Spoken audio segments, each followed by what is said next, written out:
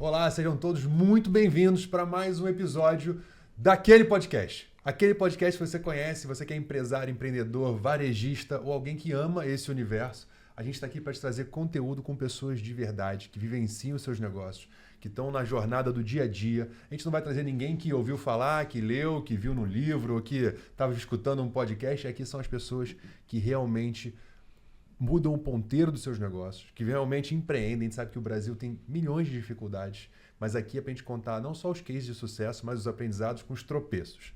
E o episódio de hoje a Sharon vai apresentar já já, e a gente sempre gosta de começar agradecendo os parceiros que nos viabilizam essa estrutura, ou que também nos apoiam a trazer convidados ainda melhores todas as vezes, e também trazer um conteúdo de muito valor. O primeiro deles, você já conhece, está com a gente há muitos episódios, é o Wake. Você que tem uma plataforma de comércio eletrônico, você que tem um negócio e não vende no digital, está deixando dinheiro na mesa. Todo mundo sabe que a internet é a rua mais movimentada do mundo. Então, o seu e-commerce precisa ter uma boa estrutura, com checkout automático, com um key account que vai te atender, com todo o back-office, porque a Wake é um ecossistema muito completo. Você consegue ter disparo de e-mail marketing, Wake Experience para fazer ação com influenciador, a Wake OMS para fazer omnicanalidade. Você consegue vender do teu estoque, entregar na sua loja, vender o estoque que está na sua loja, consegue plugar todas as suas operações num só lugar, e de fato é do Grupo Local Web, um grupo bilionário listado em bolsa. Você vai estar muito bem atendido. Então você que é nosso ouvinte aqui do Aquele Podcast, você pode falar com o Nasser, pode falar com o Gil, com o Girelli,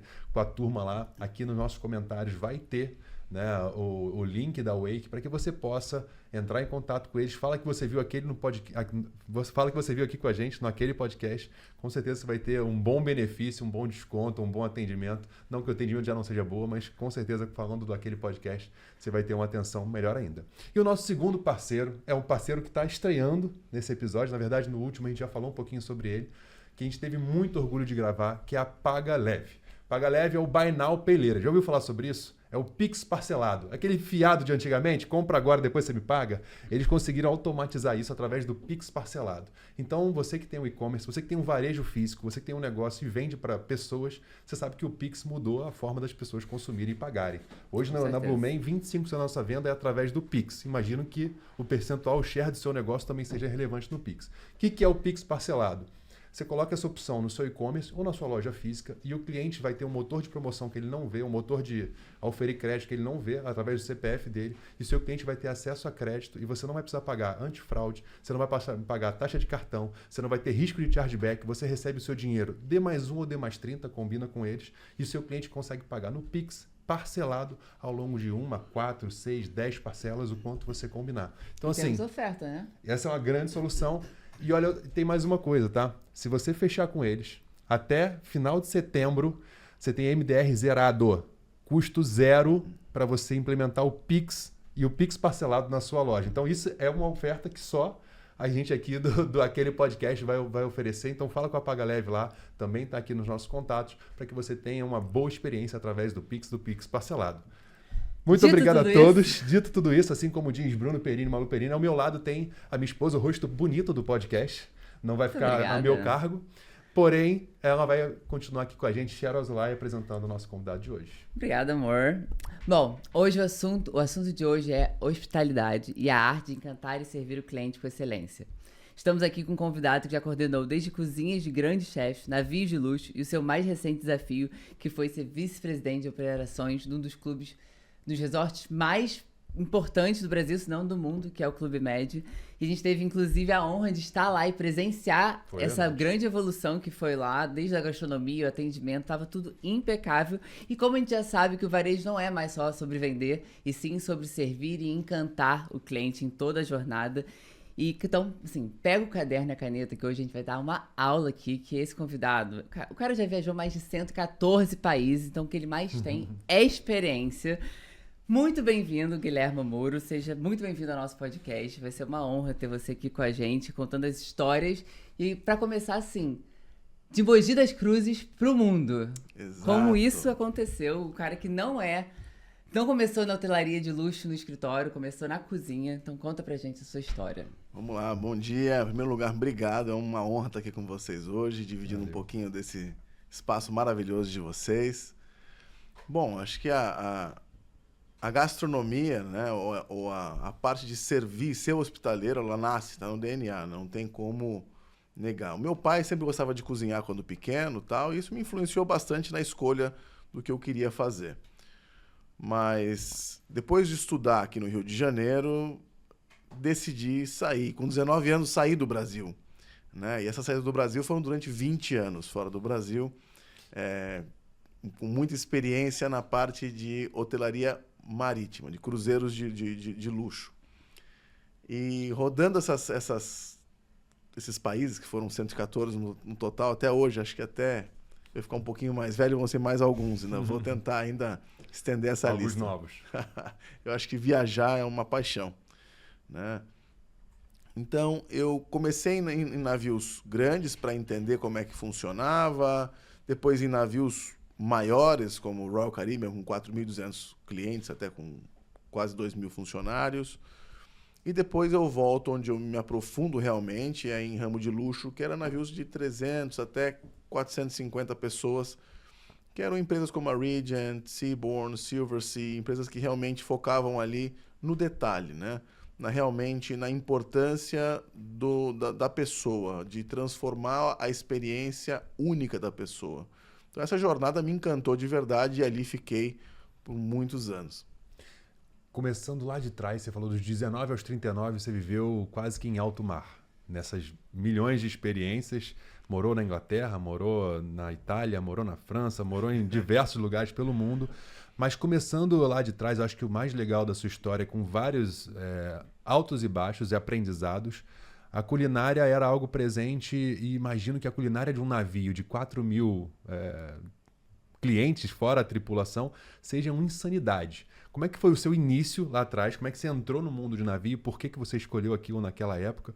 E como é que você galgou a sua carreira rapidamente? Porque de entrar numa cozinha de um restaurante até se tornar o chefe ou o executivo principal dessa multidão de gente, como é que foi essa trajetória? O que você acredita que tenha sido talvez um dos maiores gatilhos para você ter esse sucesso ao longo da cozinha primeiro? Bom, vamos lá, Michel.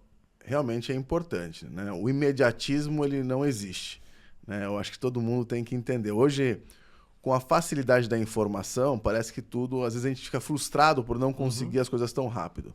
Mas vou te explicar um pouquinho como eu comecei lá atrás. Então, a minha história começa... Eu com 17... Eu sempre fui muito curioso, né? Eu comecei a trabalhar, tinha 12 anos, né? Olha só. Eu sempre tive muita vontade na gráfica do amigo do meu pai. Depois, com 14, parte de informática. Trabalhava arrumando o computador, né? Cabo de rede. Com 17, vim estudar gastronomia no Rio. Eu sou de São Paulo, de Mogi das Cruzes, olha só. Vim aqui para o Rio de Janeiro estudar gastronomia, isso em 2001. Começo a trabalhar em restaurantes, em hotéis, e quando eu termino a faculdade, eu entro no primeiro navio que se chama Thomson, e era o Thomson Celebration. Isso foi em 2004, era um navio antigo, né? E aí começo lá como assistente de cozinha. E eu sempre fui muito curioso. Você imagina, entrar num navio que você não conhece o idioma. Eu não sabia muito inglês na época. Não conhecia, nunca tinha viajado para fora de Mogi das Cruzes. e você enfrentar aquilo, eu sabia cozinhar, mas não sabia o idioma, não sabia. O cara me falava, vai buscar um pepino. Eu voltava e ficava trancado na câmera olhando o que é pepino, o que ele falou, entendeu? Voltava com a cenoura na mão. Então ninguém queria trabalhar comigo, né? Então aquele sentimento de estar longe de casa, longe da família, longe Eu na época estava com arroz já, você imagina. Estou com arroz já há 23 anos, então já estava com arroz nessa época. Aquela frustração de você saber que você sabe cozinhar, mas você não entender, não se comunicar, é muito frustrante. Então você juntar tudo isso, e eu como era muito curioso e muito determinado, né, disciplinado em fazer as coisas, começava a anotar à noite o nome das coisas, estudava, cenoura é isso, pepino é tal coisa. Na prática, dia a dia. E ir lá escrevendo e tal. E em dois meses depois, sabia tudo, a equipe já passou a não menosprezar, porque eu era o único brasileiro também no meio de filipinos, indianos, chineses. Nossa, não era fácil, era um ambiente muito hostil. E 2 meses depois comecei já a galgar o meu espacinho ali.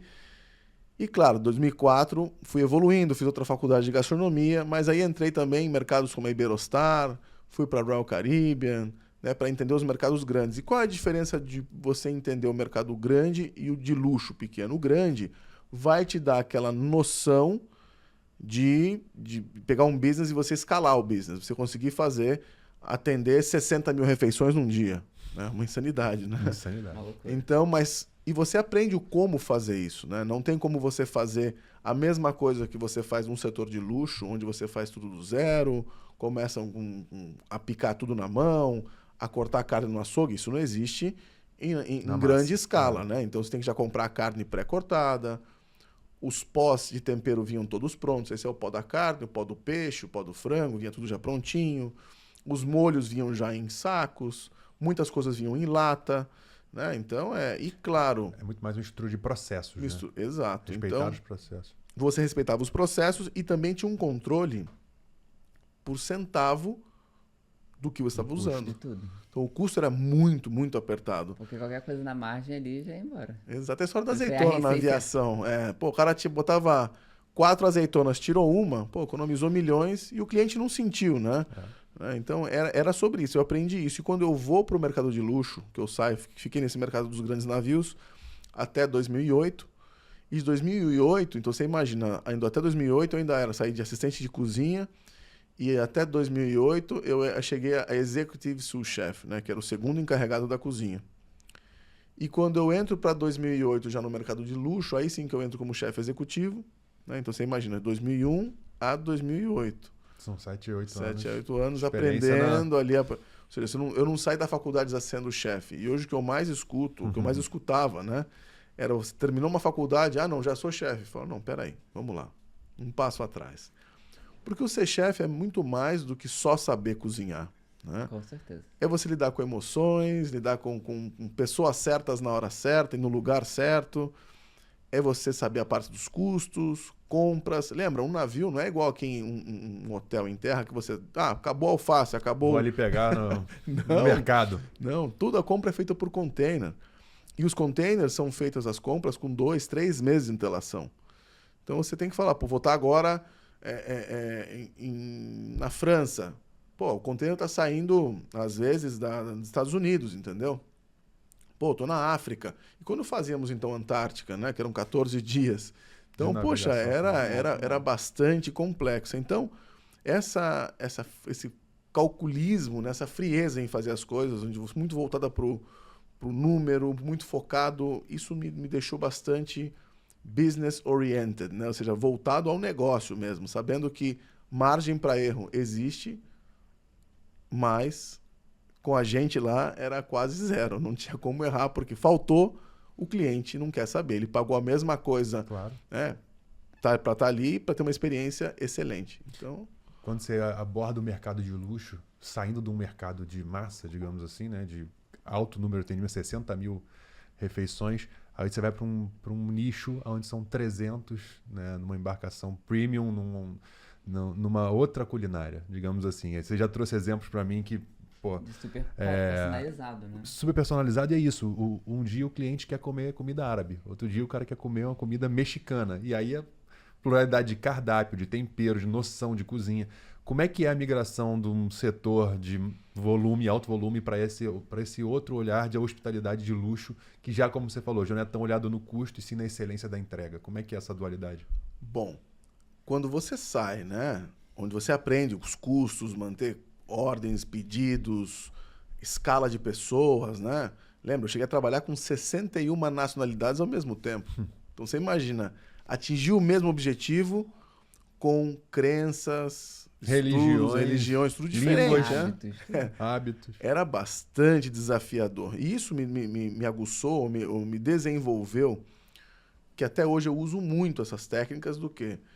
É a personalização do gerenciamento das pessoas, né? Então, eu passava para cada uma delas, né, o mesmo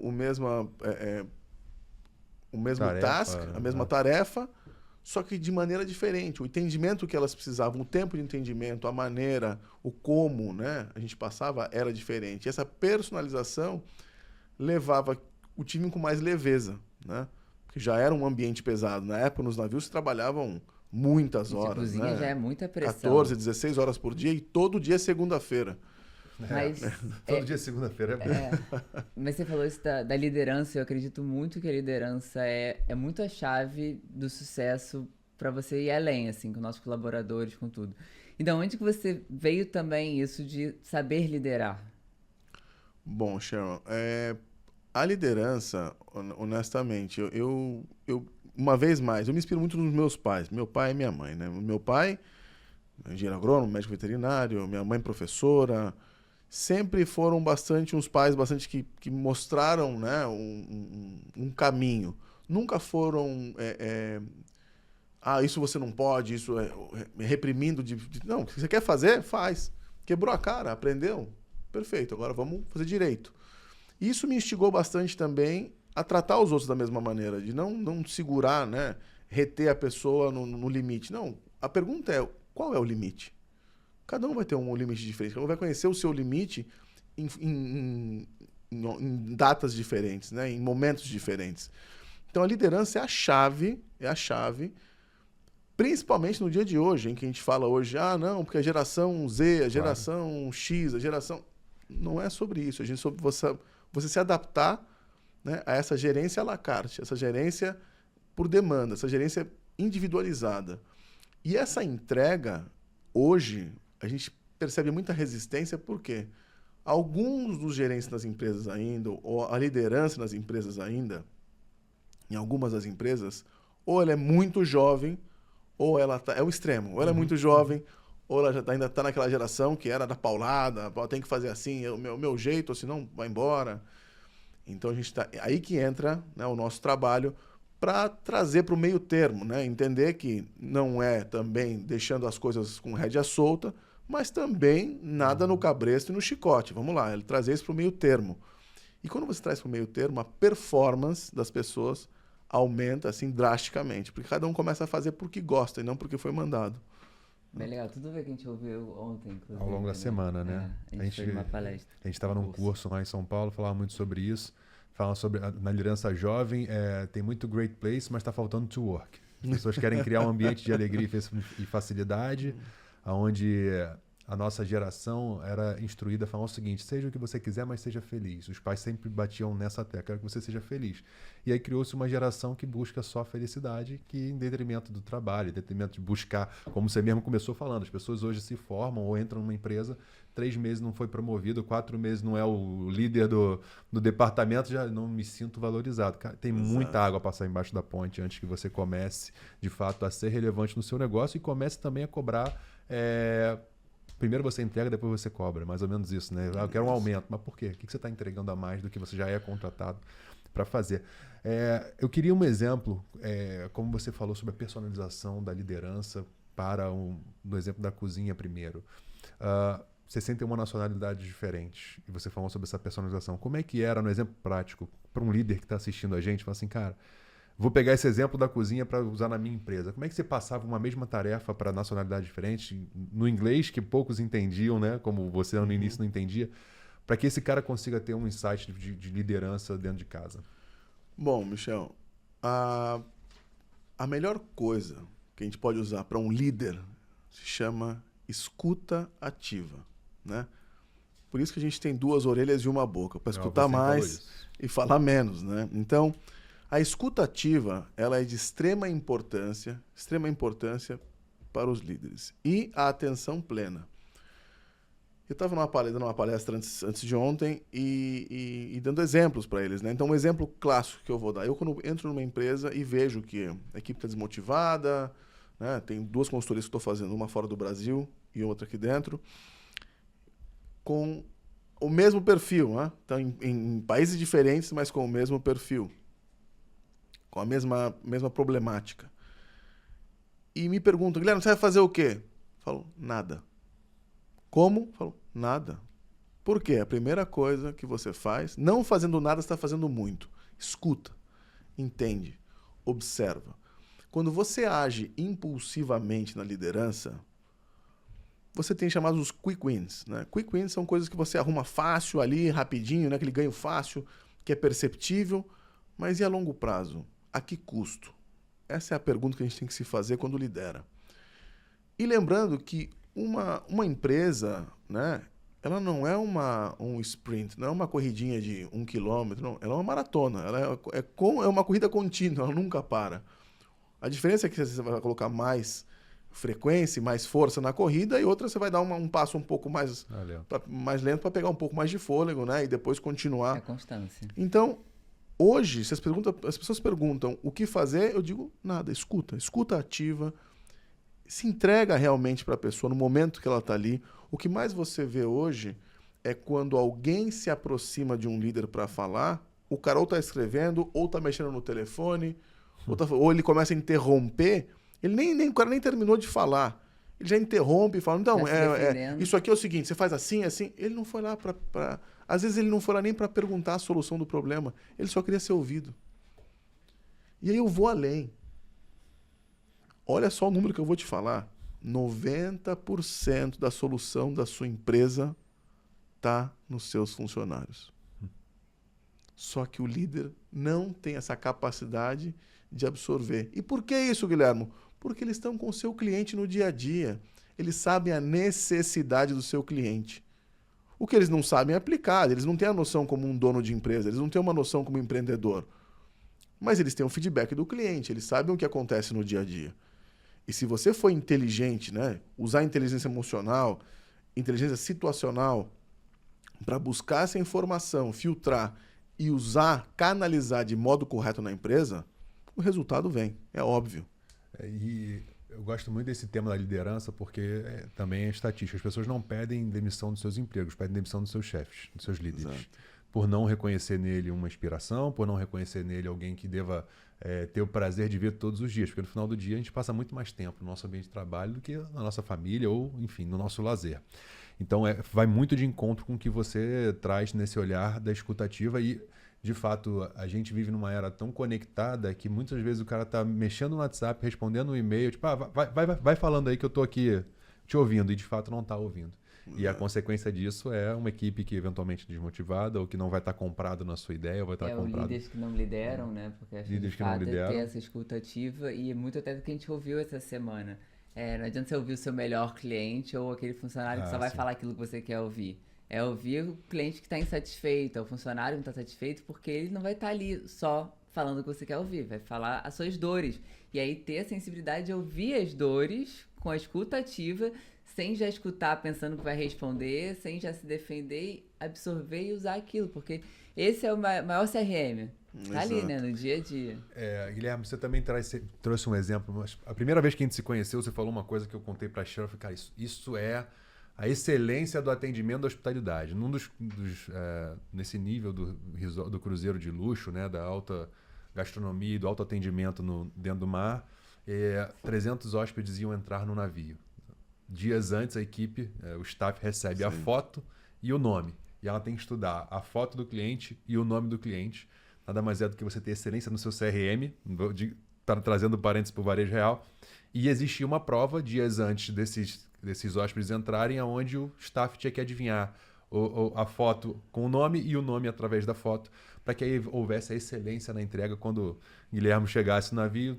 Boa tarde, seu Guilherme, tudo bem? Você já bugava aí, já não E o próximo nível você ia errar, enfim, na entrada. O nome do líder da empresa já ia errar na... Eu esqueci o meu próprio nome, gente. Até chegar ao nível de excelência, assim, eu sei que você gosta de Cabernet Sauvignon e que você gosta de uma carne mal passada, hoje o chefe preparou um T-bone. Conta um pouco desse exemplo, mas mais do que isso, como a hospitalidade, ou como a excelência de uma entrega ou um bom CRM pode ajudar os negócios, o varejo e as empresas como um todo? Bom, uma coisa que acho que todos nós temos claro é que não existe empresa sem cliente, correto? Então, independente do segmento que você vai fazer, você vai ter um cliente. Algumas fazem B2B, outra B2C, porém são todos clientes. E outra coisa que nós temos que se atentar é cliente interno e cliente externo, né? Ambos trazem dinheiro, né, para a empresa.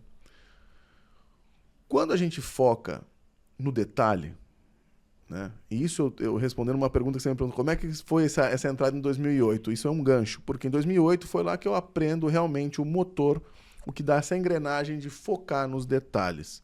Esse exemplo de gravar o nome com as fotos, isso era uma... Se você fala no dia de hoje, o pessoal fala, mas isso é loucura, não dá. Sim, claro que dá. Foi feito e ainda é feito durante mais de 35 anos que a empresa está aberta. Por quê? Não tem nada melhor do que ser chamado pelo nome. Ô, Sharon, tudo bem com a senhora? Pô, seu Michel, que bom tê-lo conosco. E também ter essa parte, ser muito sensível. Cada pessoa tem o seu momento. Então a gente sentia esse momento e não falava, que bom tê-lo aqui de novo. Porque pode ser que não... Né? Tem uma coisa, então tem que ser uma coisa muito pessoal. E quando você vai ao detalhe, às vezes nem comprar você quer.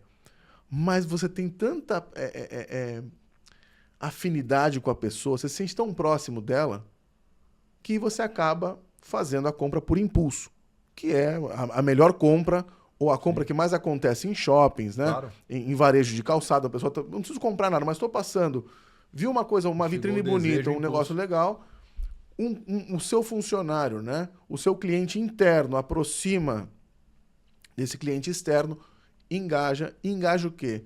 Em primeiro lugar, tudo bem? Como é que é seu nome? A primeira pergunta que eu acho que todo varejo ou toda pessoa tem que começar é qual é o seu nome? Porque sabendo o nome da pessoa, eu consigo direcionar melhor, tentar puxar na conversa o gosto. Porque se a pessoa não gosta de roupa clara, como é que eu vou vender, né? Um azul claro para ele? Não, a pessoa gosta de tons mais escuros. Legal, já sei o que eu vou mostrar. Então, a personalização acontecia também de vários modos. Eu vou até um passo a mais, Michel. Lá, o nome era só a cereja no bolo. Porque durante a venda, o que acontecia? O consultor que estava vendendo, ele já tomava as notas antecipadas. Aí eu gosto de travesseiro de pena de ganso, eu gosto da minha cama com lençol 600 fios, eu gosto de tomar gin mais do que uísque, eu sou alérgico a glúten, eu adoro peixe de carne branca. Então tudo isso já vinha, né? Chegava 3 dias antes no navio, com as informações de cada cliente, com todas as especificações. Então a gente tinha uma tela, né, que mostrava que o senhor Michel gosta de pena de ganso, e essa informação não mostrava para a cozinha, mostrava só para o housekeeping. Camareira, o senhor Michel gosta de peixe de carne branca e vai mostrar só para a cozinha. E gin. O gin mostra só para o bar. Então cada um já sabia falar, opa, como é que eu vou conseguir fazer para... Então você entrava no quarto, já estava um recadinho, Dona Sharon, senhor Michel, que bom tê-los aqui. Esse lençol de 600 fios foi separado especialmente para o senhor, e os nossos travesseiros de penas de ganso estão à disposição para que tenham um ótimo sono. Meu nome é João e estou aqui para lhe servir e fazer a sua experiência a melhor possível. Pô, você já chegou no quarto e já está arriado. Uhum. Aí você ia para o restaurante, eu já sabia o seu nome. Dona Sharon, senhor Michel, tudo bem? Trouxe um gin tônica, posso servir agora? Você vai falar, de que planeta que saiu esse cara, entendeu? E, olha, hoje o chefe preparou um pargo com alcaparras para o senhor. Pô, peixinho de carne branca?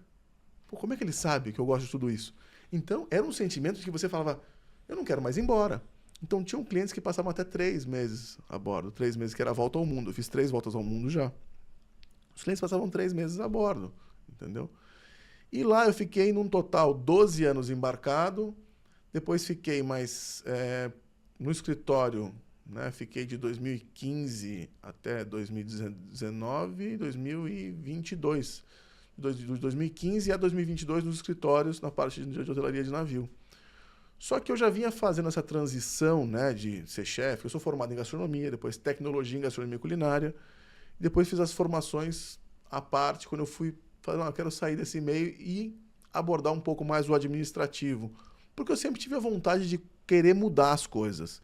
Então lá fui estudar administração, MBA em C-Level, MBA em administração, focos em marketing, budgeting, fiz em cursos da budget na Harvard. Então era muito curioso. E lá transiciono e em 2017 vou de vez, né, eu estava em 2015 ficava em Seattle, né, no escritório, mas ainda na parte corporativa. E 2017 já pulo para o cargo de VP de operações, né, de diretor de operações em Mônaco. E aí sigo nessa parte administrativa, transformando as empresas já de um olhar um pouco mais estratégico, macro. Você falou muitas frases aqui e eu vou trazer um paralelo que é saber escutar a escutativa com a sua equipe, saber os gostos e a performance que você tem que ter com o seu cliente Isso vale até para dentro de casa, porque a gente tem vários exemplos lá dentro, e sempre que eu falo sobre Blue Man, falo sobre... A gente tem funcionários lá, colaboradores que têm mais de 40 anos de casa, 30 anos de casa, 20 anos de casa. Semana retrasada a gente fez uma convenção de venda e botou um flash tattoo, uma equipe de tatuagem para fazer tatuagem nas pessoas, com itens relacionados ao que eles quisessem. Poderia ser praia, um marzinho, água de coco e tal. E teve, isso já é um caso que já repete, que aconteceu semana passada de novo, uma colaboradora tatuou a logo da empresa no corpo, no braço. Bacana. Uma outra tatuou o ano de lançamento da marca no braço. A outra tatuou um biquíni perto do pulso. De fato, esse encantamento não é só, obviamente, salário, equipe ou empresa. É de fato como você consegue escutar essas pessoas. É saber que a Simone é mãe do Miguel, que o Bruno é pai do João, que essa pessoa gosta de... Por exemplo, tem uma funcionária que eu contratei que mora no Caxambi. E eu nunca fui no Caxambi, mas eu sei que existe o Caxambier, que é um bar famoso lá. E eu sempre pergunto, foi lá no Caxambier? Como é que tá sua mãe que mora em tal lugar? Então, de fato, você se importar e trazer isso para o seu dia a dia é diferente. Você trouxe isso que eu concordo muito, né? A compra é emocional. Ela é um gatilho de desejo, ela é um gatilho de emoção. Ninguém precisa de mais uma camisa, ninguém precisa de mais uma calça jeans, ninguém precisa de mais um jantar num lugar caro, mas é por desejo. E depois vem a racionalidade. Então, estou com muita vontade, eu fui impactado por um bom vendedor, comprei essa sunga. Aí depois, racionalmente, assim, mas eu estou precisando, jogo vôlei de praia, a minha já está gasta. Racionalmente, você começa a tangibilizar. Trabalho pra caramba, eu mereço. Então, tem tudo a ver com o que você está trazendo na excelência da hospitalidade dessa entrega. Quando você sai da cozinha, né? Sai da cozinha e vem para o escritório, apesar da cozinha ter muito escritório também, fazendo esse parênteses, e vou trazer logo o viés do Clube Med e dessa excelência da hospitalidade no que diz respeito não só a um olhar estratégico da cozinha e do atendimento, mas de PNL, de número, de NPS, de atendimento, de trazer ali diferenças que podem parecer sutis, como trocar o peixe congelado por um peixe fresco do dia a dia, ou trazer parceiros estratégicos, como você fez o bar da Heineken, como você fez, traz uma parceria de uma empresa privada de alto valor agregado, que vai estar ouvindo quando a gente fala muito sobre retail media, né? A NRI falava muito sobre isso, e você trouxe esse olhar de retail media, trazendo novas receitas, trazendo excelência. Como é que foi a sua experiência? Como é que é a sua experiência na hospitalidade de luxo, num grande resort, mas focado em PNL, focado em NPS, focado em número? Essas mudanças aconteceram, como é que você trouxe esse olhar seu? Maravilha, Michel, vamos lá. Em 2017, eu faço a construção, começo a trabalhar na construção de um dos navios de mais luxo do mercado hoje, que se chama Scenic, né? A Scenic hoje, Scenic Eclipse, foi uma visão do Mr. Glenn Moroney, que ele falou, eu quero o navio mais luxuoso do mundo. E eu já tinha trabalhado nas empresas mais luxuosas do mundo. E lá começa a minha imersão verdadeira nos custos, porque pilotar uma construção, eu não sabia nada de engenharia, quem sou eu? Né? Então eu comandava engenheiros, arquitetos, todo mundo, e não tinha noção. Então eu fui estudar sobre aquilo, me interessar, bastante leitura, procurava livros, passava muito tempo com eles. E ali começo a fazer a montagem em si da estrutura financeira da empresa, né? Do P&L, montando o ROI, sabendo a parte de ADR. Poxa, eu começo a montar toda a parte, desde estrutura, montagem e venda. De lá, vou para montar outra empresa, né? Eu vou para Madrid, mas aí vem a falência com a Pumantur falho por causa do Covid. Vou para uma outra empresa e começo a montar também Atlas Ocean Voyage, também que a gente monta do zero. E de lá entro no Clube Med. Então, quando chego no Clube Med, uma empresa, fantástica, com mais de 75 anos de experiência no mercado, mais de 78 resorts no mundo, eu venho trazendo um pouquinho desse olhar de que, sim, nós podemos mais. Sozinho, você pode ir mais rápido, mas junto, você vai mais longe.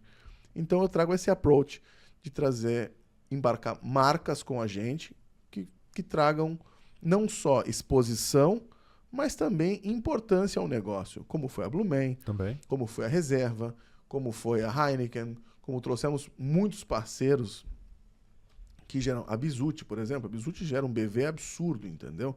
E você transforma o negócio.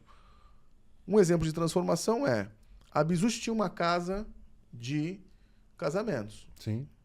o Clube Med tinha hospedagem. O mercado não demorou a entender, mas para pensar, nós temos amigos espalhados em vários lugares.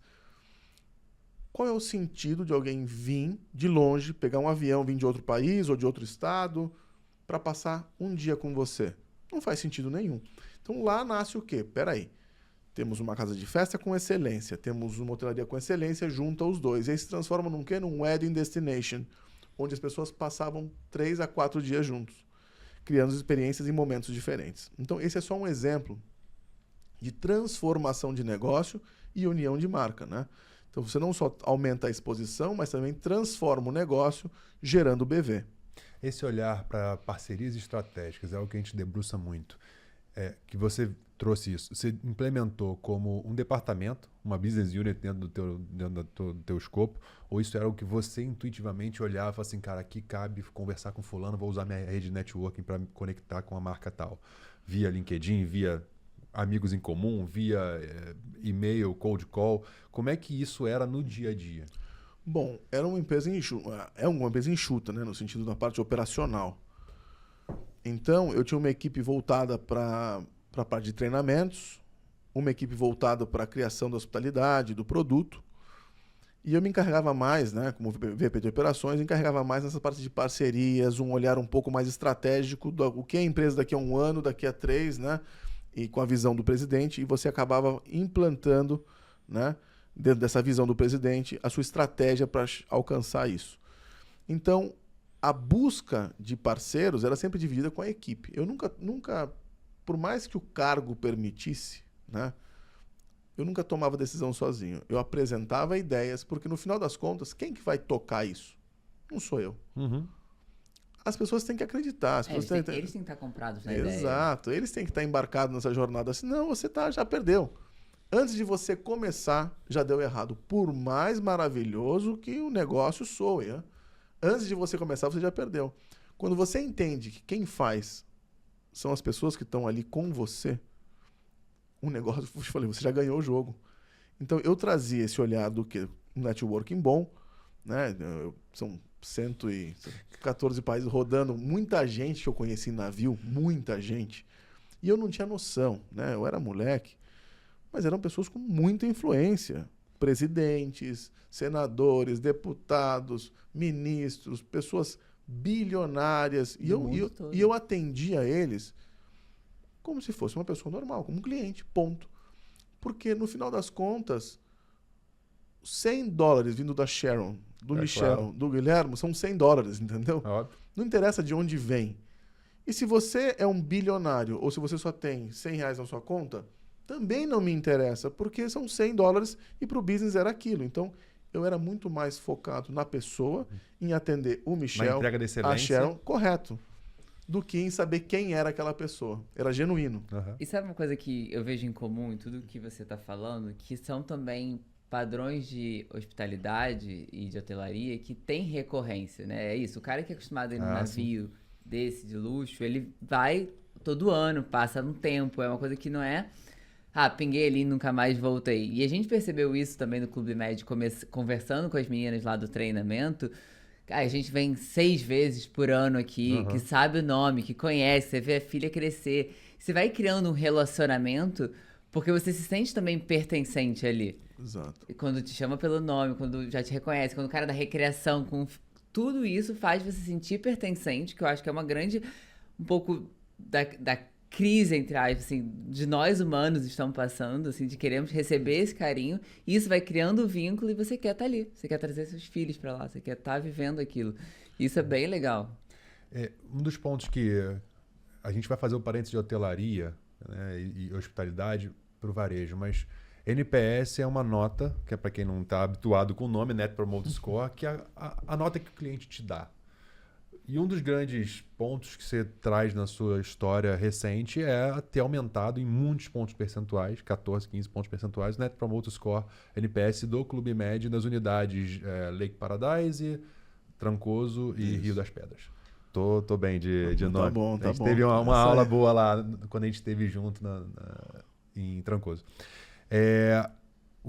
A que se deve, ou quais foram os parafusos certos a serem apertados após a escutativa que fizeram esse NPS subir no seu ponto de vista? Bom, vamos lá, Michel. A gente tem que abrir, né, como uma parte de estrategista, né? Você vê na pirâmide, tem a visão, tem o tático e o operacional, né? Uhum. Então, em primeiro lugar, é alinhar cada um na sua posição. É muito importante isso, é colocar que a pessoa da visão faça a visão, o tático entenda o que é a tática, né? E o operacional entenda que ele é a pessoa que faz a entrega. O tático, ele comanda, ele é o maestro das entregas, e o visionário é o cara que vai falar, olha, precisamos chegar ao ponto Z. Né? Quando você alinha isso é a primeira coisa. A segunda é os meios para se conseguir aquilo. Após a escuta ativa, você faz todo o entendimento. Eu vou dar alguns exemplos factíveis, né? E quando você fala que eu atingi, não, a equipe atingiu. Eu não fiz nada, na realidade. Eu estava sentado no escritório. Eles foram as grandes estrelas e são as grandes estrelas que entregam e fazem isso cada dia melhor. Eu fui entendendo alguns pontos. Primeiro é value for money, NPS, né? Aí você tem average expenses, que é quanto o cara gasta, no ticket médio da pessoa, que ele gasta. Uma coisa é o ADR, que é a Average Daily Rate, que é o quanto ele paga na hotelaria, no quarto. E outra coisa é o Average Expenses, que é o quanto o cara gasta, né? Que é o ticket médio dele, que vai gastar na boutique, vai gastar num bar, vai gastar no restaurante, num passeio, na excursão, né? Então, peraí, vamos abrir as frentes. O que nós precisamos aumentar? Satisfação, finanças, né? E depois o quê? Entrega para cliente interno. Se você sente que a equipe está desmotivada por N razões, né? Seja por não ter uma escala clara de crescimento na empresa, seja por salário, seja por N razões, entendeu? Você tem que atacar essa primeira frente. Mas, Guilherme, isso vai afetar a empresa? Vai afetar a empresa. Mas a pergunta é, não tem ganho sem antes colocar um pouquinho na frente. Não existe isso de falar, não, vamos primeiro aqui, ó, esfolar, porque eu volto naquilo que eu começamos a falar aqui no início do podcast. A que custo? Eles vão entregar, mas a que custo? E aí você queima uma equipe inteira. Perdeu o jogo. Por quê? Você vai começar a ganhar, você vai girar dinheiro em cima daquilo, só que a equipe vai estar tão queimada que começam a evadir, saem. Turnover grande. E aquele turnover fica... Aí você vai, poxa, tô vendo isso no meu negócio, então vamos lá. Isso é uma das causas. Aí depois você ataca fazendo a satisfação. E eu nunca foquei no número. Eu sempre focava na informação, o que o cliente escrevia. Olha, o meu quarto está assim, o atendimento foi assim, o preço está assim para o que foi entregue. E eu lia tudo aquilo e filtrava. Com também uma coisa que eu sempre falo para todos os líderes. Fiquem perto do terreno. Né? É legal você ter a vista de helicóptero, mas quando você desce, é o que você entende o calor das coisas e o que está acontecendo. Você cheira, opa, aqui vai dar um problema. E quando você está perto do terreno, isso te facilita a identificação das coisas com mais agilidade. Quando você toma uma decisão, ela é mais assertiva. Você não faz quick wins, você toma decisões para médio e longo prazo. Né? Com isso é o quê? Treinamento de pessoas, troca, meios de trabalho, seja ele reformando os espaços de back of the house, front of the house, trocando a metodologia de comunicação. Né? Olha a minha frustração quando eu era cozinheiro. O cara me falava pepino, eu não sabia o que eu era. Eu sabia cozinhar, mas eu não sabia me comunicar, entendeu? E o que acontece hoje, falando o mesmo idioma, às vezes eles não conseguem se comunicar. Porque a comunicação é muito clara, é quando duas pontas se entendem. Hoje o que acontece muito é a fala. Ah, eu falei, eu mandei um e-mail. Tá, o que adiantou? Não adiantou nada. Então a comunicação ela é extremamente importante para que tenha-se efetividade na entrega. Então, quando você abriu as frentes, entendi a causa, né, do meu motor, né, ali, que faz as coisas funcionarem. Beleza, ajustei, afinei aqui. Vou para frente. O cliente reclama do quê? Ah, disso. Tem coisas que vão te custar CAPEX, tem coisas que vão te custar OPEX, e aí você tem que fazer um orçamento para isso. E tem coisas que não te custam nada. É só o seu modus operandi e você também entender que o negócio não é feito para você. Ele é feito para atender outras pessoas, outro público. Você também afina isso. E depois você entra fazendo a parte de retail. O retail, né, que aí você vai ter que ver quais são suas vendas diretas, vendas indiretas, e começa a atacar entendendo qual é a principal necessidade. Um exemplo, se é em lojas de roupa, boutique, no caso que a gente tinha lá, poxa, tinha um estoque antigo, as lojas não estavam tão bonitas, tinha que reformar a loja, tinha que mudar um pouco o estoque, trazer parceiros de impacto, como foi a Blumen, a Raio, a Reserva. Treinar a equipe. Treinar as equipes, como vocês já foram lá treinar as equipes, e o quão importante afeta isso na venda. Você vê o crescimento da venda. Claro. Porque quando você tem confiança no produto que você vende, fica mais fácil, o cliente sente, né? Uma coisa é, tá aqui, eu tenho um biquíni para te vender, tá? Não, olha aqui, eu tenho esse biquíni, tem esse tecido, essa estampa aqui foi feita assim, assim, assim, esse é o nosso motto, esse aqui é a história, o storytelling do biquíni é esse e tal. Opa, peraí. Você vai vende criando valor, não vende preço. valor. Sim, com certeza. Né? E não o produto, você está vendendo valor agregado àquilo. Então, é importante. E tem uma máxima que fala, quem não sabe servir não serve para nada. Essa é uma clássica. E você trouxe um ponto que eu estou linkando aqui com algo que você me contou de uma experiência que para mim também é marcante. Você falou sobre o líder, o dono, ou o CEO, enfim. Ele pode ter a visão ampla, mas é bom que ele desça no terreno e ele sinta o cheiro da operação. Você comentou que uma das vezes viriam executivos, acho que da China, ou vinham de outros países, os mandatários, donos do Clube Med Mundo, e viriam para Trancoso, que você chegou 2, 3 dias antes para ver se estava tudo certo, foi sentir o cheiro, e quando você viu, cara, a cozinha estava... Foi em Rio das Pedras. No Rio das né? Pedras. Foi tava uma zona, enfim. O dono da empresa e a parte de serviço não estava alinhada. E eu tinha voltado, né? Eu sempre passava pelo menos uma vez por mês, tentava manter um mês e meio passando em cada resort para conversar com as pessoas, entender, não para fazer o trabalho deles, jamais, mas para entender o terreno, ver como é que estavam indo as coisas. Uhum. Uma coisa é a estratégia, outra coisa é a aplicação, né? Então, para ver se o que a gente combinou lá atrás está sendo entregue aqui na ponta. E ajustar a rota, caso seja necessário. E quando eu voltei para Rio das Pedras, tinha um F&B manager na época, que tava F&B, para quem não tá ligado, é o Food and Beverage, é o responsável por tudo, alimentos e bebidas, né? Alimentos e bebidas. Então você que tá aí, alimentos e bebidas é importante. Ele não estava alinhado com o que a gente tinha, com as expectativas. Poxa, a gente estava atendendo o dono do Clube Med. O cara é o dono e investidor. O 01. O 01 é o dono. Não é que ele é o presidente. Não. Ele é o dono. Você não está entendendo. E eu falei, você tem que... E tem mais, o cara não fala bem o inglês, né? A gente tem que estar muito atento aqui para fazer. E ele não gosta de uma culinária internacional. Ele gosta de uma coisa mais próxima de casa, né? Então, comida taiwanesa, comida chinesa, uma coisa... A gente tem que se esforçar para entregar aquilo. Pô, chega uma semana, o cara não fez nada. E aí eu vou tentando ajustar com ele. Falei, cara, tudo que a gente conversou durante 2 meses, você não está entregando. Não é que te falei há uma semana, não. Tem 2 meses que a gente vem falando, corrigindo e nada. 3 dias antes, eu vi que o negócio não ia funcionar, eu demito ele.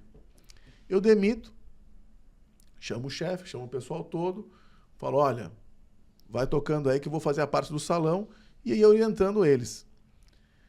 Aí chega o dono, né, com o nosso presidente, chegou com todo o pessoal lá, os investidores, chegaram os CEOs das outras empresas que ele também é dono. Coloquei minha roupinha e fui servir a mesa. Montagem de buffet, servindo, tal. E fiz o dia 1, dia 2. E dia 3 ia ter reunião. E aí eu sento, põe meu terninho. Já na noite anterior... Outra skin. Tava fumando um charuto. Eu tava fumando um charuto. E eu percebia que todos os chineses me olhavam e falavam, o que esse garçom tá fumando charuto aqui com a gente, né? Que loucura, que abusado, né? Abusado esse rapaz.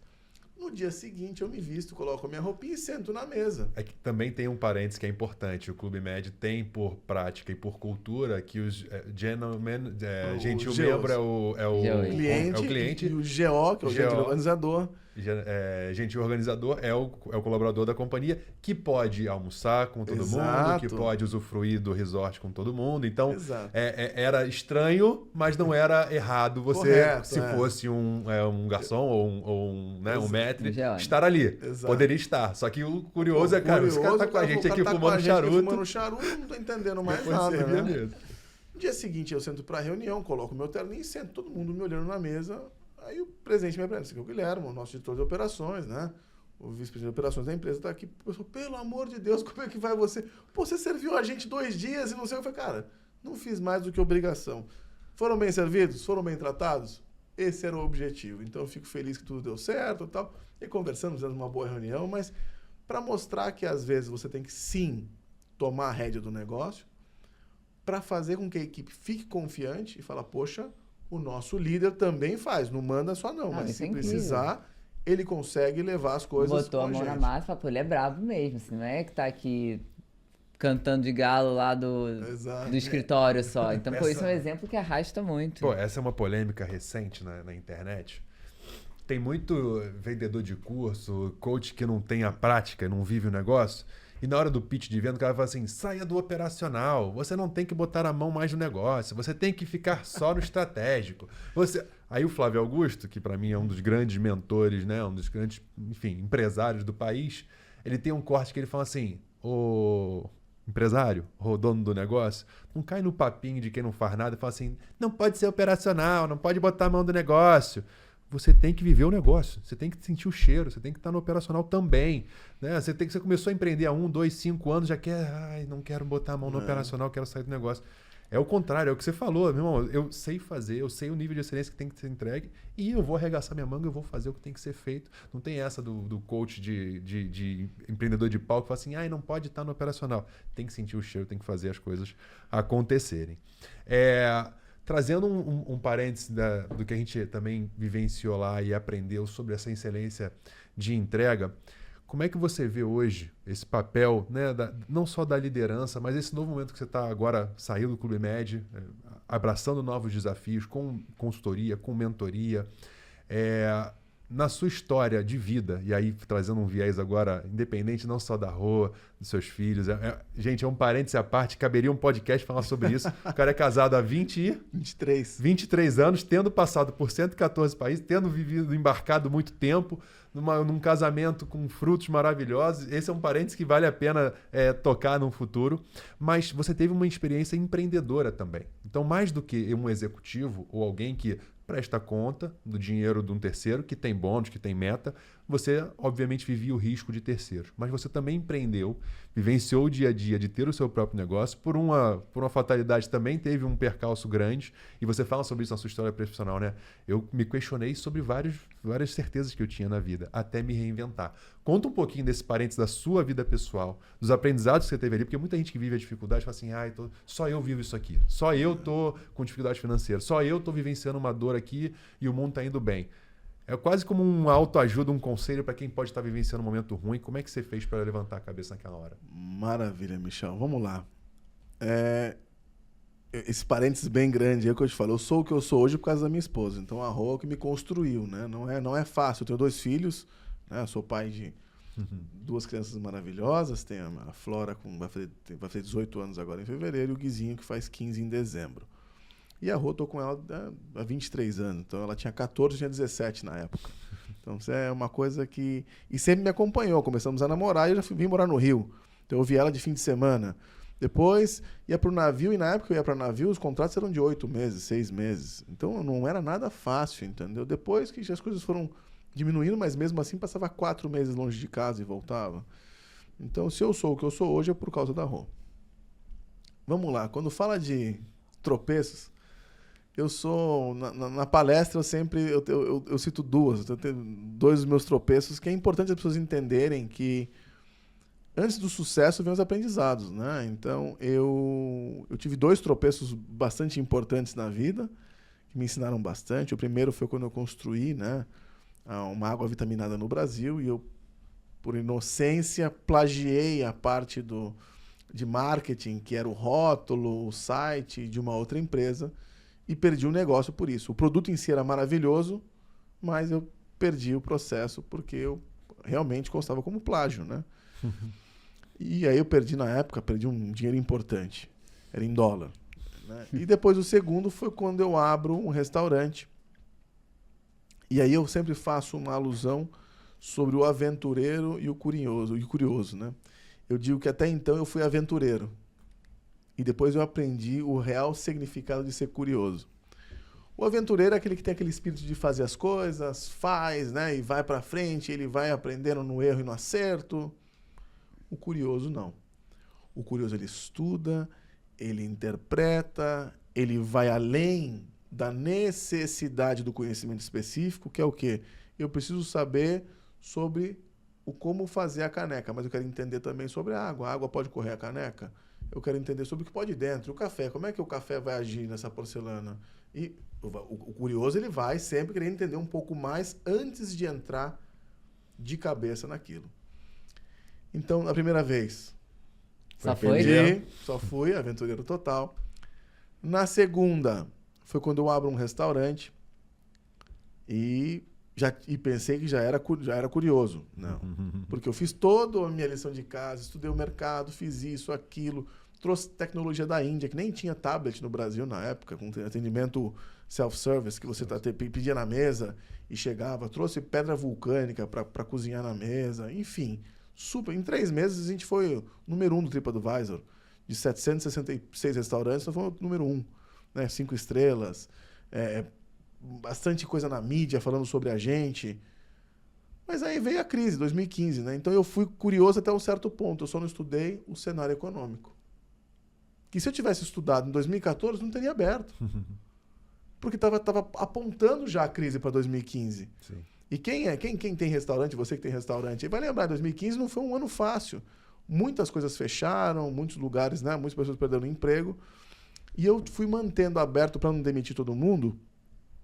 Fui mantendo aberto até junho. Só que eu terminei com um rombo de 2,5 milhões na conta, entendeu?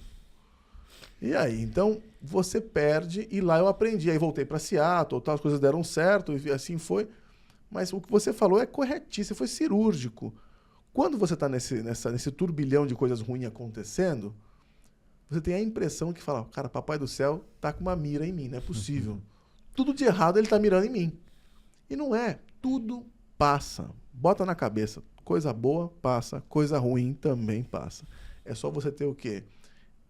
Ter essa consciência e não é ficar esperando e falando, não vai, só vibrando, coisa boa, não vai mudar. Não, isso faz parte também, você tem que vibrar coisa boa, mas não é só isso. É você fazer por onde. Calma aí, vai melhorar. Como? Vou correr atrás, vou trabalhar mais, vou fazer mais coisas. Então, se eu estou fazendo 8 horas é o suficiente, vou fazer 12, 14. Quantas horas eu tenho que fazer a mais para aquilo funcionar?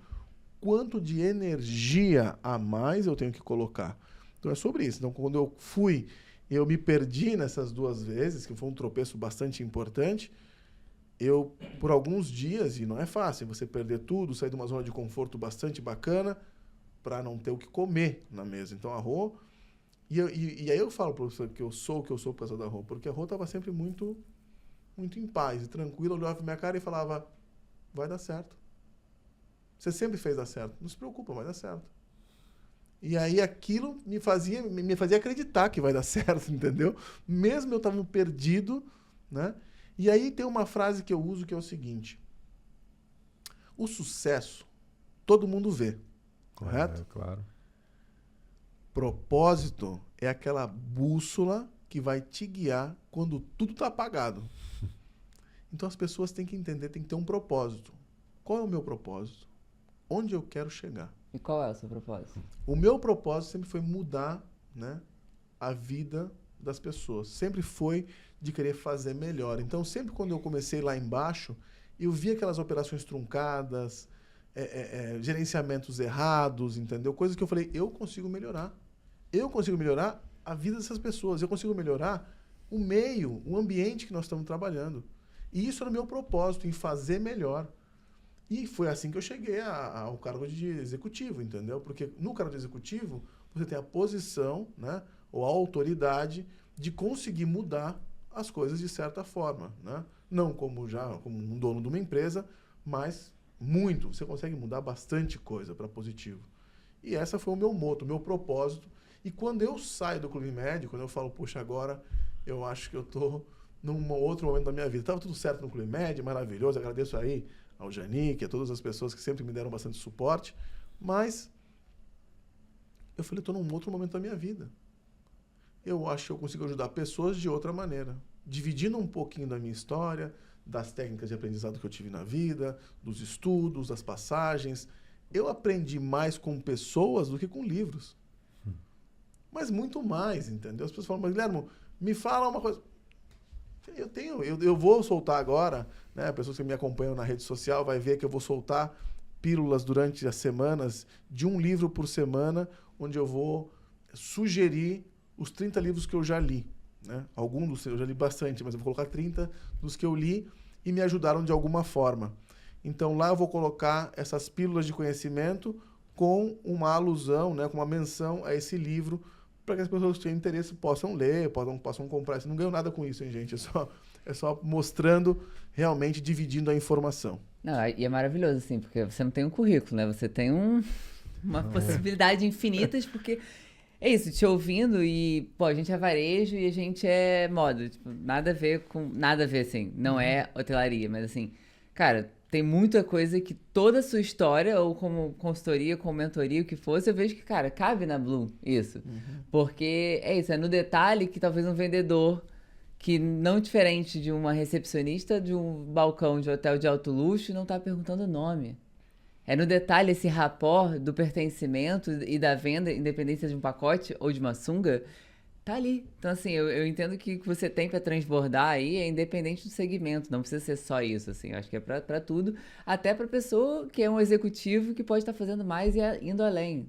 Porque Eu sou um coach ou um palestrante não convencional. Eu costumo falar que é o seguinte, eu sou um palestrante não palestrante. Eu sou uma pessoa que apenas divide, né? E aprende ao mesmo tempo. Eu acho que é uma via de duas mãos, né? Eu sempre aprendo muito quando também estou nesse processo de passar informação, mas também aprendo bastante.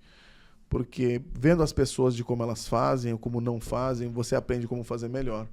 Sim. Então, e na arte marcial é muito, muito, muito estranho quando você vê, né, um faixa preta ter que lutar com faixa branca ou uma faixa um pouco mais avançada, sempre voltar e ter um faixa branca, mas é para nunca esquecer de onde você começou, né, dos seus erros, como foi difícil, isso te lembrar um pouquinho. Então, quando você tem o seu negócio, eu sempre foco que é o quê? Não é sobre a gastronomia, sobre hotel, sobre resort, sobre cassino, sobre navio, não é sobre isso, é sobre pessoas, né? Eu sempre uso H to H, né? Human to human, né? Pessoas falando com pessoas. A tecnologia ela veio para auxiliar, né? O ChatGPT, Gemini, veio para auxiliar, não para substituir, né? Então, esse auxílio, essa modernidade, a gente tem que usar de forma canalizada, para que não vire uma dependência e nós, né, como eu falo nós, porque todos os nossos colaboradores ou pessoas que trabalham com a gente também utilizam dela. Né? Hoje todo mundo tem um telefone, tem um smartphone para trabalhar. Então você acaba se apegando ao não pensar. E perder a capacidade de emocionar. Exato. Você conseguir tocar uma pessoa e transformar ela em única.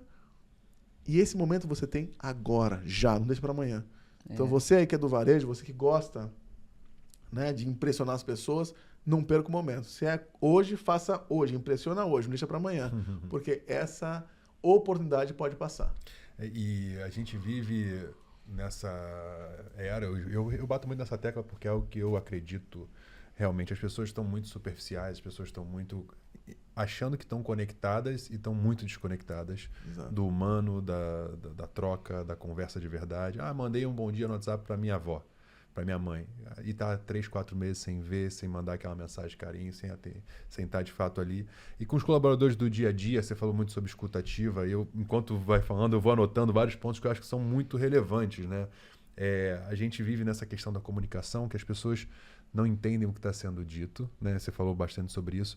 E uma técnica que é interessante, isso com filhos e filhos pequenos, né? E adolescentes, também com colaboradores, depois você explicar a tarefa, Me explica o que você entendeu do que eu falei. Né? Exato. Me confirma o que você teve de clareza. A pessoa primeiro fala assim, pô, esse cara tá achando que eu sou idiota.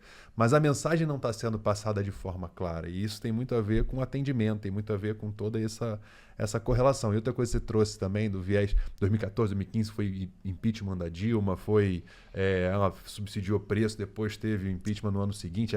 Nessa questão turbulenta daquele ano, que de fato foi um ano muito difícil para muita gente. A gente vivenciou isso, 2014, 2015 também. Foi um ano muito crítico, fechamento de loja e tudo mais. Mas me traz uma frase que meu padrinho falava muito, né? Que sucesso só vem antes de trabalho no dicionário. Só. E isso quando você fala, cara, veio ele falando essa história, porque é muito trabalho para que chegue até agora, que chegue ao olhar de 40 e poucos anos, olha para trás e fala assim, cara, foi muito trabalho. E isso é a chancela do sucesso. Né? Fala mais alto do que qualquer currículo, fala mais alto do que qualquer outra experiência, o sucesso de uma trajetória forjada no dia a dia. Guilhermo, trazendo esse olhar de palestrante, trazendo esse olhar, sobre o que você falou, é um palestrante sem ser palestrante. No seu propósito de vida de mudar e transformar a vida das pessoas, para quem você acha que você pode falar hoje? Para quem você não pode falar hoje? Para mim, para todo mundo. Como é que você está pensando hoje, nisso? Hoje, o nosso viés, ele fala sobre o quê? Sobre transformação, né? Resultado, e liderança. São 3 coisas que eu foco bastante. Então, a pergunta é: em qual negócio você precisa de liderança, Todos. De estratégia Todos. E de resultado? Todos. Então, a pergunta que a gente tem que se fazer é o como isso se aplica. E eu gosto de colocar uma frase que é: o humano vem antes do resultado. Né? Eu acho que é uma coisa que é tão simples, é uma frase tão simples, mas que a gente às vezes tem a tendência de esquecer um negócio, porque o negócio é baseado em número. Só que pessoas é que trazem os números, né? O negócio não aparece por si. Então, o humano ele vai vir sempre antes do resultado. Então, os meus coachings, a minha palestra é o quê? É na reorientação ou no ajuste de rota para líderes, né? Seja para a parte de liderança dos diretores, a vice-presidência da empresa, né? Para ajudar o CEO a entender a visão da empresa. Poxa, estamos aqui nessa nova fase. Qual que é o caminho que a gente consegue chegar? Por ter visitado tantos países também, você consegue ter um feeling, né, de um pouquinho o que acontece no mundo. Para colaborador de baixo, que está começando e precisa de um toque de inspiração. Há 3 dias atrás, a gente estava fazendo para a liderança de uma empresa com 83 anos de mercado. Então, estavam todos os líderes da empresa. E lá a gente começou a contar um pouquinho dessa história. E cada empresa vai precisar de um foco específico. Eles, no caso, precisavam de um foco mais de liderança e de inspiração. Beleza, então, durante a palestra, ela tem um viés. A gente adapta as palestras para cada necessidade de cada cliente. E focamos na liderança e na inspiração, para que eles entendessem que a chave do sucesso estava ali sentado naquela sala, né? Estava ali sentado. Como você falou, 90% das soluções está dentro do seu time. Está dentro dali. Também uma mensagem, né, para os líderes de cima entenderem que, peraí, se eles não estão se sentindo valorizados, se eles estão sentindo que está faltando alguma coisa, o que você está fazendo sobre isso? Também uma mensagem, um empurrãozinho na outra parte. E no final, mensagens da parte de técnicas de liderança. Então a gente passa algumas técnicas, claro que não todas, porque as técnicas, de modo geral, elas são amplas, né? Você não consegue passar tudo em 1 hora. Mas você já dá alguns nuances, porque eles já possam sair dali utilizando as técnicas. E eu acho que a maior forma de transformar, que eu vejo assim que você, como exemplo, é mais do que isso, mais do que só as técnicas, é acender no líder ou no colaborador o fogo interno. Tipo assim, cara, eu consigo fazer essa jornada, é possível, existe um caminho, não preciso me limitar a isso. Eu posso dar mais, que eu vou receber mais. Então esse é o maior ganho de quem está com uma escuta ativa num treinamento, numa palestra, é o escutar essa história e reacender aquilo ali dentro. Porque eu acho que é o maior desafio que nós temos hoje, e a gente vem ouvindo isso desde com Ferreirinha, agora na Startse, que é mão de obra. Exato. Que é a grande crise, mais do que climática, tudo, Ferreirinha já fala isso, que é abastecimento de mão de obra. Então, como reter, motivar esse funcionário com que ele queira ser um líder, que venha um grande questionamento que os colaboradores não estão querendo se tornar líderes. Então, nós, como líderes... É reflexo nosso. Reflexo nosso, né? Então, como a gente tem que olhar para a nossa liderança, os líderes não estão liderando, para transformar isso. O cara olha pro líder e fala assim, eu não quero ser você, eu não quero ter sua vida. Então tem que ter inspiração pro cara ser. É uma grande inspiração, sabe? De olhar. Eu acho que é um passo atrás e colocar o seguinte, nem tudo é para todos e nem todos é para tudo. Então nem sempre um bom general vai ser um bom soldado e nem sempre um bom soldado vai ser um bom general. Então, para uma empresa, quando eu falo para vocês que a primeira coisa que eu faço é nada, é sobre isso, é entender se as pessoas estão no lugar certo. Que não adianta, se você está num lugar que você está infeliz, que você não está se sentindo pertencente, aquilo não é para você. Você vai estar ali por mais 1, 2, 10 anos fazendo mais do mesmo e você vai sentir que aquilo não te leva a lugar nenhum. E quando eu te falo levar a lugar nenhum, não é de promoção, não é, mas é de satisfação, você se sentir inteiro com aquilo. Então, mais do que um local de trabalho, tem que ser um lifestyle, tem que ser um estilo de vida. Por isso me pergunta, Guilherme, você trabalha? Cara, eu nunca trabalhei. Em 40 anos aqui, eu nunca trabalhei, entendeu? Por quê? É um estilo de vida. E olha que eu trabalhava 14, 18 horas ainda assim. Hoje, por exemplo, a gente terminou com o fuso, terminamos 3 da manhã, né? Então, com o fuso horário, porque ainda faz a parte de trabalho da Austrália, lá, né? E assim a gente vai trabalhando aqui e lá. E me pergunta, estou cansado? Não. Estou com energia para trabalhar mais umas 25 horas. Porque eu faço o que eu gosto, eu faço o que eu amo, entendeu?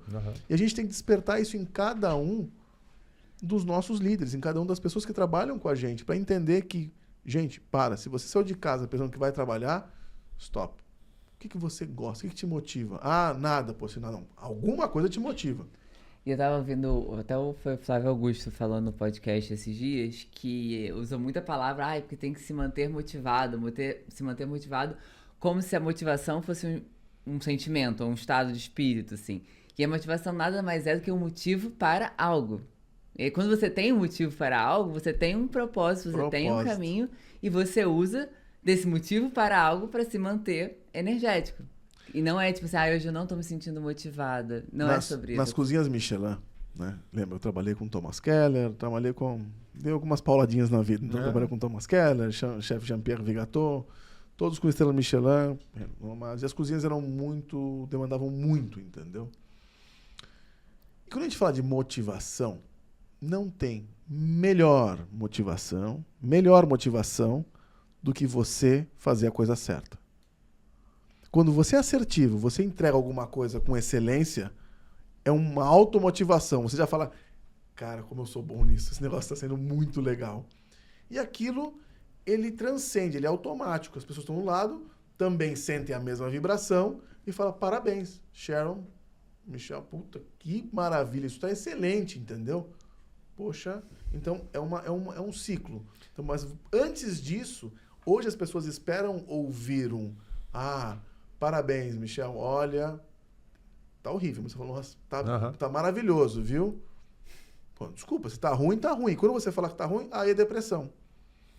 Né? Então, é isso que a gente tem que... Não podemos aceitar. Nós, como líderes, e aí fica para vocês, líderes aí, não aceitem. Ruim é ruim. Aqui, na China, em Marte, na Lua. E o bom é bom também em todo lugar. Então, aprendam o como direcionar isso, né? Não é com rispidez, não é sendo rude, não é sendo vulgar, não é sobre isso, mas também não é deixar o errado como errado só para motivar as pessoas. Isso não. Bom, total. Existe muito disso hoje em dia, né? Desse não dá líder. Esse vai desmotivar. Não sei o quê. E aí você vai se acostumando com o mediano, com o medíocre. E você vai levando a barra para baixo ao invés de subir. Tá certíssimo. A gente bate muito nessa tecla de que a busca nossa como dono de empresa, como um dos líderes que toca o negócio, é que a gente tem que sempre buscar repertório. Eu acho que a conversa de hoje e toda a nossa busca de conteúdo, a internet tem muito conteúdo. Tem a dancinha boba, tem a perda de tempo, tem a notícia ruim, tem o futebol, a perda de tempo, que pode ser uma paixão do cara. Mas eu acho que a nossa grande busca hoje como líder é um repertório bom de saber as perguntas certas, de saber, sabe, ouvir conteúdos como esse, ter noção de que a resposta está na palma de todo mundo. Você vai pegar o ChatGPT, vai perguntar qualquer coisa, eles vão saber mais do que a gente. O GPT-5 que lançou agora, a gente viu essa pesquisa anteontem, ela é mais inteligente do que o QI de 97% dos seres humanos. Então a resposta todo mundo vai ter. Quais são as perguntas certas que a gente tem que fazer? Né? Quando você falou sobre a provocação do líder que está naquela sala, muitas vezes a gente não questiona o status quo. A gente faz as coisas como elas têm que ser. A gente ouviu um exemplo muito legal de trazer.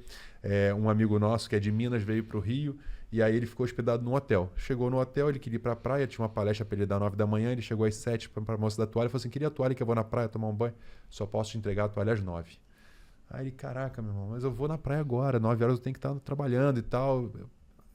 Eu posso pegar agora? Não, só posso te entregar às 9. Mas a moça da chave não Mas, tá cara, aí, a chave não tá aí, a moça da chave só chega às 9. Não, a chave tá comigo, a toalha tá aqui atrás, só que eu só posso te entregar às 9.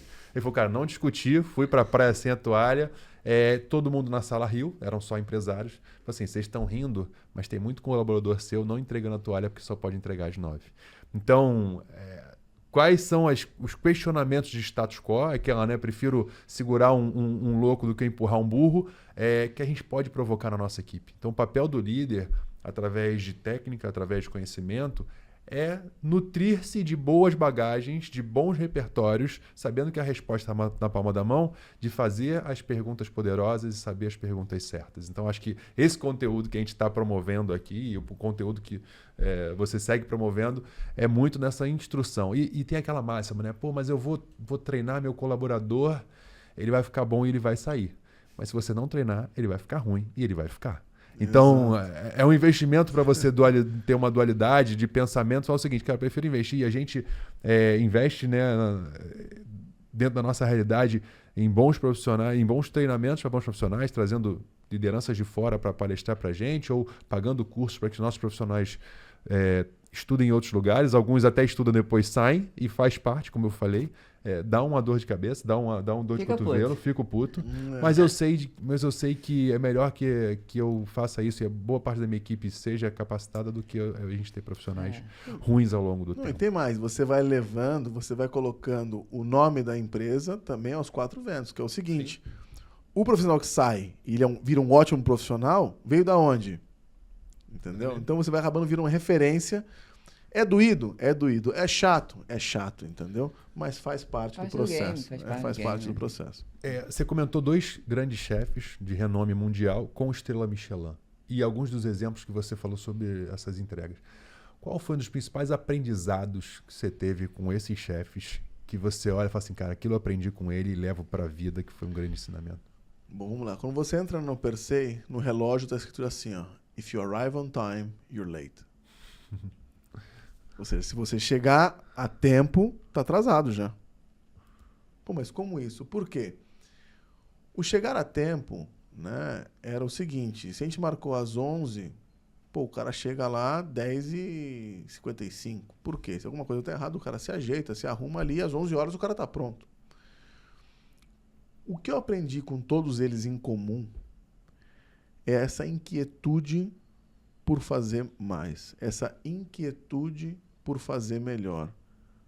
A inquietude de ser melhor do que você mesmo. Então eles não brigavam para ser um chefe melhor do que o outro chefe que eles tinham visto na televisão. Eles nem assistiam outro chefe na televisão. Eles se olhavam, faziam um raio-x do dia anterior e falava, isso foi bom, mas amanhã tem que ser melhor. Não é que vai ser, tem que ser melhor. E a pergunta é o que eu vou fazer para ficar melhor. Legal. Então, isso eu exerço muito isso. E isso começa despertando em várias frentes na sua vida, né? Desde como você fica chato com limpeza, você fica chato com se vestir, você fica chato com poder horário, você fica chato com um monte de coisa. Por quê? No final, não é sobre a limpeza, é sobre a disciplina de manter a excelência. Então, você consegue levar isso e aplicar no trabalho de forma que as coisas elas mudam sem você querer. Elas acabam indo para cima, né? E elas não se mantêm, elas vão para cima. sem você perceber, sem Porque a você régua fazer um vai esforço. ficando. Por quê? A cultura. Eles se preparavam, e eu vou dar uma alusão ao esporte. Imagina que é o seguinte, a maratona é de 50 quilômetros. Eles se preparavam todo dia correndo 80. Oh, mas é 50. Eu vou correr 80. E é por isso que eles saem fora da curva, né? O pessoal fala que esse cara esquece. O que ele tá fazendo? Porque ele não tá nem aí pros 50, entendeu? E amanhã ele vai fazer 100, entendeu? E acabou. O tempo, quer chegar mais rápido, tem Exato. E a gente sempre tem uma pergunta aqui no podcast, que ela é do seguinte: aprender com os nossos erros é bom, aprender com os erros dos outros é mais barato. Me conta um erro na sua trajetória que você aprendeu muito com ele. Você fala assim, cara, se eu fosse mais novo eu não teria feito. Olhando agora para trás, me serviu de aprendizado, mas se esse empresário está vivenciando isso aqui, cuidado ou aprenda com o que eu vivenciei. Conselho de amigo. Conselho de amigo, vamos lá, gente. Se vocês têm, né? Não importa se é 1, se é 50, 100 ou 1000 pessoas trabalhando com você. Uma coisa que eu fiz lá atrás e peço para vocês terem atenção sobre é a arrogância, petulância, né? O achismo. O achismo ele é perigosíssimo num business, numa empresa, entendeu? Porque quem acha não tem certeza, já começa por aí. Então, desculpa, eu nunca fui, não é que eu fui sempre essa pessoa, não, eu me transformei essa pessoa por meios, né, que eu comentei e vou repetir aqui. Eu aprendi mais com pessoas do que com os livros, né? Então, se você tem hoje colaboradores, usem a escuta ativa, apliquem, né, o que vocês se propuseram a fazer, né? A transformação em ação do que vocês escutaram do seu colaborador, daquele pedido de ajuda, ela é essencial para que as coisas se transformem em algo melhor. Então, escuta ativa, reação, né, sobre o fato apresentado e visão e comunicação clara. Use esses 3 pilares que as coisas vão para um caminho bacana. Cara, foi uma aula, realmente a gente tem aqui... Poxa, obrigado, foi um prazer. Falei no início para ficar com um caderninho, com papel e caneta, eu fiquei com o meu aqui, Michel também. Você que ouviu algum corte e caiu aqui para ouvir a íntegra, eu tenho certeza que você não se arrependeu desse conteúdo muito, muito rico. Quem quiser te encontrar em rede social, quem quiser mais informação, quem quiser contratar, quem quiser consultar, como é que faz para te encontrar? Bom, a gente está no Insta, que é o gmuro.oficial. Esse é o nosso Insta. gmuro.oficial. Esse está no Insta. Tem também o site, né? Nosso site também está no ar, que é o guilhermomuro.com. Também encontra, mas pelo Insta você consegue acessar todas as outras. Vai estar lá, desde você vai entrar no WhatsApp, desde LinkedIn, tem todas as nossas redes sociais estão linkadas ali. Pô, muito bom. Muito, muito, muito bom. Obrigado pela oportunidade, Sharon, Michel. E parabéns, porque hoje é aniversário do Michel. Poxa, vamos aqui. Deixa um parabéns aqui pra ele. Põe um like aí, um parabéns, pô. Obrigado, valeu. Você que chegou até aqui, nosso também muito obrigado por estar, enfim, ouvindo, compartilhando. Você que está na esteira, dando aquele miguezinho. Aproveita que está aí, clica lá para curtir, ativa o sininho, segue a gente aqui. Se inscreve no nosso canal, siga no Instagram. Manda comentários, manda quem você gostaria de trazer, né, para escutar. A gente teve um episódio gravado em Minas e a gente está indo para Goiânia.